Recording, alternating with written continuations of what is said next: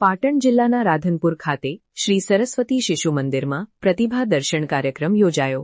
ધોરણ 1 થી 3ના ભૂલકાઓએ કલા કૌશલ્ય પ્રદર્શિત કર્યું.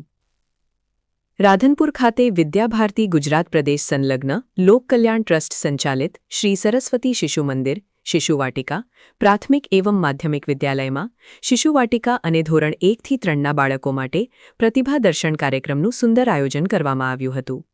ભારતીય શિક્ષણના મૂળ તત્વોમાંથી પ્રેરણા લઈ સંસ્કારક્ષમ શિક્ષણ દ્વારા સમાજ પરિવર્તન અને માતૃભૂમિને પરમ વૈભવના શિખરે પહોંચાડવાના ઉમદા હેતુ સાથે કાર્યરત આ સંસ્થામાં બાળકોના ભણતરની સાથે ઘડતરની પ્રક્રિયાના પ્રતિબિંબ સમાન આ કાર્યક્રમ યોજાયો હતો.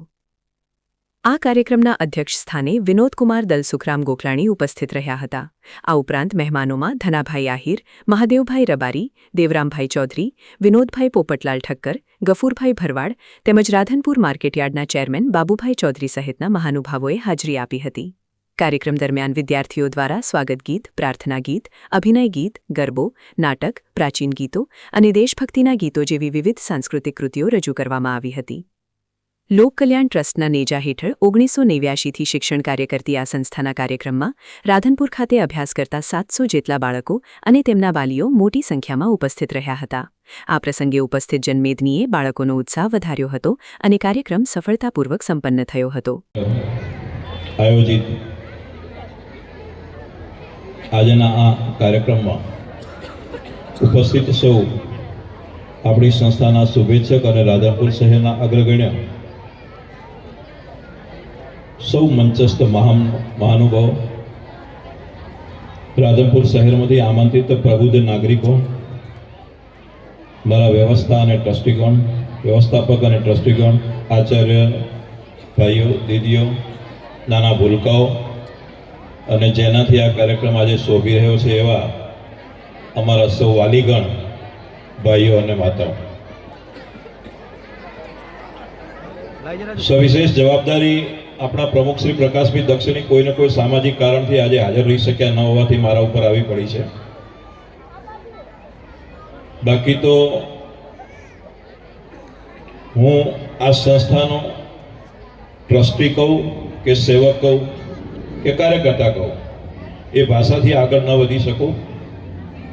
મારા એક ટ્રસ્ટીએ મને હમણાં સરસ વાત કરી કે આપના ઘરે આપનું સ્વાગત છે.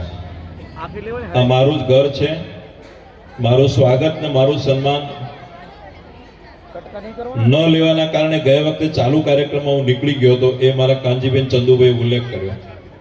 પણ આ વખતે મને ગઈકાલે એવી સૂચના મળી હતી કે તમારે અન્ય જવાબદારીઓ છે એટલે હાજર રહેવું પડશે, એટલે હું વહેલો આવ્યો. અને મારી ભાષામાં કહું તો મને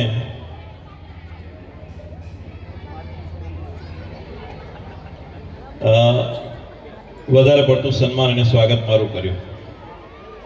ખરેખર આપ સૌને મારે એક નમ્ર નિવેદન છે. પહેલું તો કે અહીંયા ઉપસ્થિત આપણા જે મહાનુભાવો છે, આ શહેરના અગ્રગણ્ય છે, પોતપોતાના વિસ્તાર, પોતપોતાના વિભાગની અંદર ખૂબ આગળ પડતા છે, એમને પહેલા તાળીઓથી આપણે જોરદાર વધાવી દઈએ. કારણ હું જોતો હતો કે આપણે તાળીઓ પાડવામાં કાચા પડ્યા હતા. આજના આ કાર્યક્રમમાં આપણા ભૂલકાઓને આપણે પ્રોત્સાહન આપવા માટે અહીંયા ઉપસ્થિત થયા છીએ. આવા સમયે રાધનપુર લોક કલ્યાણ ટ્રસ્ટ એટલે કે આપણું શિશુ મંદિરમાં શિશુ વાટિકા અને કક્ષા 1 થી 3ના બાળકોનો આજે એમની પ્રતિભા અને એમનામાં રહેલી હોશિયારી બતાવવા માટેનો એક સરસ કાર્યક્રમનું આપણી સંસ્થાએ અહીંયા આયોજન કર્યું છે. જે કાર્યક્રમ અને જે બાળકોને આપણે પ્રોત્સાહન આપવા માટે અહીંયા એકત્રિત થયા છીએ. આવા સમયે મારે વિદ્યાભારતી સંસ્થા વિશે પણ પરિચય આપવો જોઈએ, આપણી સંસ્થા વિશે પણ 2 શબ્દો કહેવા જોઈએ અને સંસ્થામાં ચાલતી પ્રવૃત્તિ માટે પણ આપને વાકેફ કરવા જોઈએ, એ મારી ફરજમાં આવે છે. રાષ્ટ્રીય સ્વયંસેવક સંઘ એટલે ભારતના સન્માનની, ભારતના સ્વાભિમાનની, રાષ્ટ્રની, ધર્મની અને નાનામાં નાના વર્ગમાં રહેલા લોકોની ચિંતા કરવાવાળો આપણો રાષ્ટ્રીય સ્વયંસેવક સંઘ છે. આ રાષ્ટ્રીય સ્વયંસેવક સંઘમાં 1925માં એની સ્થાપના થયા પછી આપણા સંઘના અધિકારીઓના મનમાં એક ચિંતા પેઢી હતી કે પહેલા મોગલોનું શાસન આવ્યું, વિધર્મીઓએ આપણા ઉપર પ્રહારો કરી અને આપણા શિક્ષણને નાલંદા અને તક્ષશિલા જેવી આપણી જે સંસ્થાઓ હતી એનો નાશ કર્યો અને આપણા શિક્ષણનો પણ નાશ કર્યો. ત્યારબાદ અંગ્રેજોનું શાસન આવ્યું અને મેકોલોએ જે શિક્ષણની જે પદ્ધતિ આપી હતી એ પદ્ધતિના કારણે આપણા બધાનું ગુલામીનું માનસ બન્યું અને આઝાદી પહેલા આપણો રાષ્ટ્રવાદ મરી પરવાર્યો તો એવી સ્થિતિ હતી. એમાંથી મેઇન વસ્તુ એક જ હતી કે શિક્ષણનો અભાવ હતો અને શિક્ષણની જાગૃતિ નથી. આપણા વડવાઓ અને સર્વોદયની આપણા ઉપર આવી દ્રષ્ટિ હતી. સર્વોદય સંસ્થાના પૂજ્ય શ્યામસુંદર કાકાએ આપણને સામેથી બોલાવી અને કેટલાક વડીલોની સાથે સાક્ષી રાખીને આપણને આ જગ્યા શિક્ષણનો પ્રેમ વર્તાવી અને એમણે આપણને ગિફ્ટ આપી. આજે શ્યામસુંદર કાકાને અને સર્વોદય સંસ્થાને પણ આપણે યાદ કરવી રહી અને એ જમીનમાં આપણા કેટલાક વડીલોની પણ આપણી લાગણી હતી અને આ કેમ્પસ તૈયાર કરવામાં વડીલો રાત દિવસ અહીંયા બેસીને આપણને કેમ્પસ તૈયાર કરી આપેલો. કેમ્પસ તૈયાર કર્યા પછી કેટલાક પદાધિકારી, કેટલાક અધિકારી, કેટલાક દાતાઓ અને સમાજના શ્રેષ્ઠ દાતાઓ સાથે મળી અને આપણે ગ્રાઉન્ડ ફ્લોરનું બિલ્ડિંગ બનાવીને આપણે અહીંયા શિશુ મંદિર પ્રાથમિક વિભાગ ચાલુ કર્યો. આજે આપણે જોઈએ છીએ તો ગ્રાઉન્ડ ફ્લોર ઉપર પહેલો માળ પણ બની ગયો છે અને પહેલા માળમાં નીચે એક મોટો કોન્ફરન્સ હોલ ઉપર બનાવ્યો છે. આપણે કોન્ફરન્સ હોલ કે જે પ્રાર્થના હોલ તરીકે ઉપયોગ કરી શકાય અને કોન્ફરન્સ કે કોઈ એક્ટિવિટીમાં પણ ઉપયોગ કરી શકાય એવો મોટો હોલ પણ બનાવ્યો છે અને હોલની સાથે સાથે આપણે 12 સરસ નવા રૂમ પણ બનાવ્યા છે. ક્યારેક દિવસે આવો અથવા તો અત્યારે પણ લાઇટો ચાલુ હશે, ક્યારેક અહીંથી જતા નીકળતા અથવા કાલે આ કાર્યક્રમમાં વહેલા આવો તો તમે નિહાળી શકો છો તો આપણને ખૂબ મજા આવશે કે ખરેખર સરસ સંકુલ તૈયાર થઈ ગયું છે.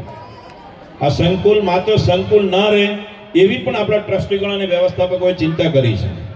આ નવા સંકુલની અંદર આપણે વિજ્ઞાન માટે ઉપયોગી થાય એવી લેબોરેટરી પણ બનાવી દીધી છે. લાઇબ્રેરી પણ બનાવવા માટેના પ્રયત્ન ચાલુ છે. લાઇબ્રેરી પણ સારી બનાવવાના છીએ. આપણા બાળકોને સમય પ્રમાણે નવું નોલેજ મળે એવી જે કંઈ વ્યવસ્થા કરવાની હોય વ્યવસ્થા કરવા માટે આપણા ટ્રસ્ટીગણ અને વ્યવસ્થાપકોની તૈયારી છે અને એ ચિંતા કરી રહ્યા છે અને આગળ કામ કરી રહ્યા છે. આ કેમ્પસની અંદર આજે 700 જેટલા બાળકો અભ્યાસ કરી રહ્યા છે. આપણા માટે ગૌરવની વાત છે. આપણે આપણા બાળકોને અહીંયા જે શિક્ષણ આપીએ છીએ એના માટે ગૌરવ લઈ શકીએ એવી સ્થિતિ પેદા થઈ છે. આપણા પ્રધાનાચાર્ય હોય, આપણા આચાર્ય હોય, આપણા દીદીજી હોય, એ બધા એક જ જવાબદારી આજે ઉપાડી રહ્યા છે. મારે ન કહેવું પડે પણ લઘુત્તમ માનદ વેતન એટલે ઓછામાં ઓછું માનદ વેતન આપણે બીજા કરતાં આપતા હોઈએ છીએ, છતાં પણ પોતાનો સંપૂર્ણ સમય આપી પોતાના જીવનની જે કંઈ સમય છે, અનુદાન છે, તન મનથી એ ઓતપ્રોત થઈ અને બાળકોને સરસ સંસ્કારોનું સિંચન કરી રહ્યા છે. એ આપણા માટે ગૌરવની વાત છે. આજે આચાર્ય અને ટ્રસ્ટીગણ, વ્યવસ્થાપકગણ આટલી બધી વાતો, આટલો બધો સમય આપી અને આ સંસ્થા માટે પૂર્ણપણે કામ કરી રહ્યા છે. એ પણ એક રાષ્ટ્રની સેવાનો જ વિષય છે. આચાર્યગણ પણ આજે એક જ વિષય સાથે આગળ વધી રહ્યા છે. આચાર્યની ભરતી થયા પછી આપણે વિદ્યાભારતીમાં ટ્રેનિંગ પણ અહીંયા ફરજિયાત હોય છે. ટ્રસ્ટીગણને પણ વિદ્યાભારતી દર 12 મહિને એકવાર કે 2 વાર બોલાવી અને આપણી શું જવાબદારીઓ છે એ વિશે સભાન કરાવે છે, જ્ઞાન આપે છે, નોલેજ આપે છે અને જાગૃત પણ કરતા હોય છે. એટલે આજે પણ વિદ્યાભારતી ઉપરથી પ્રદેશ લેવલે આપણને જાગૃત રાખી અને સમાજમાં સંસ્કારોનું સિંચન કરી એટલે સમાજના જે બાળકો આપણે ત્યાં આવે છે એમાં સંસ્કારોનું સિંચન થાય અને રાષ્ટ્ર પ્રત્યે એમની દાજ વધે, રાષ્ટ્રાભિમાન આવે અને આપણા ધર્મના સંસ્કારોનું સિંચન થાય અને સાથે સારું શિક્ષણ આપે. આપણા વડીલોએ આ વિષયની ચિંતા કરી અને વિદ્યાભારતીની 1952માં સ્થાપના કરી. વિદ્યાભારતી વિભાગ એ રાષ્ટ્રીય સ્વયં સંઘનો એક વિભાગ જ છે, પ્રકલ્પ જ છે અને વિદ્યાભારતીનો વિષય માત્ર ને માત્ર આપણા ભારતભરના તમામ લોકોના બાળકોના શિક્ષણની ચિંતા કરવાની જવાબદારી ઉપાડી છે. પણ એ શિક્ષણ કયું તો આપણા બાળકોની અંદર રાષ્ટ્ર પ્રત્યેની દાજ વધે, રાષ્ટ્રાભિમાન આવે, રાષ્ટ્ર સ્વાભિમાન આવે અને આપણી સંસ્કૃતિના મૂલ્યોનું જતન કરવાની જવાબદારી કોની છે તો એ જતન કરવાની જવાબદારી આપણા સૌની છે. પણ એની સાથે સાથે આપણા બાળકોમાં જો બચપણથી જ આ વિષયનું જ્ઞાન આપવામાં આવશે અને બચપણથી જ આ બાબતે અવેરનેસ રાખવામાં આવશે તો સમગ્ર ભારતભરનું નવા સૈકાઓમાં કે નવા સમયમાં આ જે આપણે એક માતૃભૂમિ પ્રત્યેનું ગૌરવ વધારવાનું છે, ભારતને સમગ્ર વિશ્વમાં જે ગુરુ સમાન બનાવવાની આપણી જે કલ્પના છે એ કલ્પના આપણે પરિપૂર્ણ કરી શકીશું. આવા વિચારોથી વિદ્યાભારતીની સ્થાપના કરી. ગોરખપુરમાં 1952માં પહેલું વિદ્યાલય ભાડાના મકાનમાં ચાલુ કરીને વિદ્યાભારતી આ કામ શરૂ કરેલું. આ વિદ્યાભારતીના સંકલ્પને પાછળ સમગ્ર રાષ્ટ્રીય સ્વયંસેવક સંઘ અને સમાજના લોકોએ આ વાતને ઉપાડી લીધી. વટવૃક્ષ બનીને આજે અખંડ ભારતમાં એટલે કે ભારતભરમાં 2700 જેટલા વિદ્યાલયો આજે વિદ્યાભારતીના કામ કરી રહ્યા છે. એ આપણા માટે ગૌરવની વાત છે.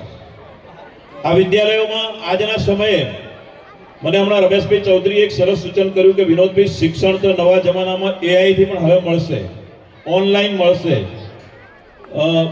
શિક્ષણ મેળવવા માટે બાળક તડપતો હશે અને બાળક ઘેર બેઠા પણ શિક્ષણ મેળવી શકશે એવો નવો જમાનો આવી રહ્યો છે. પણ આ બાળકોને સંસ્કારો સાથેનું સિંચન કોણ કરશે? આ બાળકોને ધર્મ શું ચીજ છે કોણ યાદ કરાવશે? આ બાળકોને સાચા સંસ્કારો અને ભારતની સંસ્કૃતિ પ્રત્યેનું જતન યાદ કરવા માટે કે આપણું મૂળ ભારત ક્યાં હતું, શું હતું, એ બધું યાદ કરવા માટે કોણ કરશે? તો એ યાદ કરાવવાની જવાબદારી આપણા જેવા વિદ્યાભારતીના તમામ સંકુલોમાં એ જવાબદારી અદા થાય છે અને બાળકોને એવું સિંચન આપવામાં આવે છે. રાધનપુરમાં 1989ની સાલમાં વિદ્યાભારતીની આપણે આ સંસ્થાની સ્થાપના કરી. લોક કલ્યાણ ટ્રસ્ટની જ્યારે સ્થાપના કરી ત્યારે ગાંધી ચોકમાં એક ભાડાના મકાનમાં આપણે નાના શિશુ મંદિરની શરૂઆત કરેલી. આપણા શહેરના રાષ્ટ્રીય સ્વયંસેવક સંઘના કાર્યકર્તા અને સમાજના કેટલાક શ્રેષ્ઠીઓ મદદ કરીને આપણને મકાન ભાડે અપાવી અને ત્યાંથી આપણે વાટિકાની શરૂઆત કરેલી. એ 1989ની સાલની શરૂઆત કર્યા પછી ભૂકંપમાં એ મકાન પડી ગયું. તે દિવસે આપણી સ્થિતિ એવી હતી કે આપણી પાસે મકાન નહોતું. તો આ કેમ્પસ આપણને વાપરવા મળેલું અને આ કેમ્પસમાં આપણે નાના જે તે સમયે ભૂકંપ સમયે જે શેલ્ટર બનીને આપતી સરકાર, એ શેલ્ટરની અંદર આપણે અહીંયા આપણી વાટિકા ચાલુ કરેલી અને જાગૃત રાખેલી. આજના સમયે અહીંયા ઘણા બધા મહેમાનો પણ ઉપસ્થિત છે. સૌ મહેમાનો અહીંયા એમનો સમય ફાળવીને અહીંયા પધાર્યા છે, તો એમનો પણ આપણે આભાર વ્યક્ત કરીએ છીએ, એમનું સ્વાગત પણ કરીએ છીએ. સામે નજર કરું તો ખૂબ મોટી શહેરની ટીમ પ્રબુદ્ધ નાગરિકો અને સંઘ સાથે જોડાયેલા અને શહેરના સારા પ્રબુદ્ધ નાગરિકો પણ ઉપસ્થિત છે. એ પણ સૌનો હું આવકારું છું. વાલી માતાઓ અને વાલી ભાઈઓ પણ ખૂબ સરસ રસ લઈને આજે પધાર્યા છે. હજી આવતીકાલે પણ આપણો કાર્યક્રમ છે જ. આટલો જ ઉત્સાહ રાખીને આવતીકાલે નવા વાલી અને નવા માતાઓ ભાઈઓ બધા આવશે જ, પણ આપણે પણ બધા બાળકોને પ્રોત્સાહન આપવા માટે અહીંયા ઉપસ્થિત રહીએ એવી મારી આપ સૌને વિનંતી છે. છેલ્લે હું એક વાત કરી લઉં કે હું કોઈ દાતા નથી, આ સંસ્થાનો સેવક જ છું. પણ આપ સૌને મારી વિનંતી છે કે આપણી આ સંસ્થા જે ચાલે છે માત્ર ફી આધારિત સંસ્થા છે. આપણે કોઈ ગ્રાન્ટ લેતા નથી.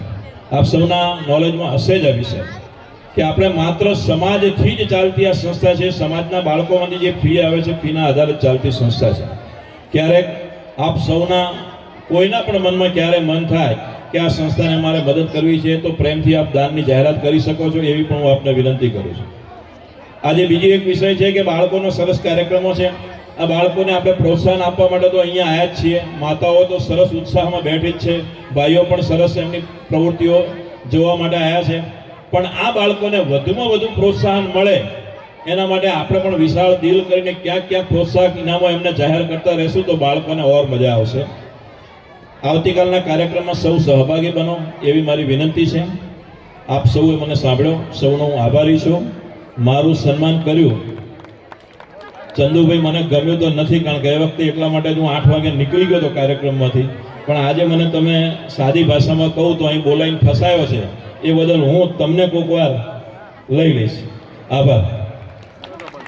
ખૂબ સરસ. તાળીઓના સમાચારની અવનવી અપડેટ જોતા રહો નિખરતા ગુજરાત ન્યૂઝ સાથે. નિખરતા ગુજરાત ન્યૂઝને લાઇક, શેર, સબસ્ક્રાઇબ કરો અને બેલ આઇકન દબાવીને સમાચારની ઝડપી માહિતી મેળવો.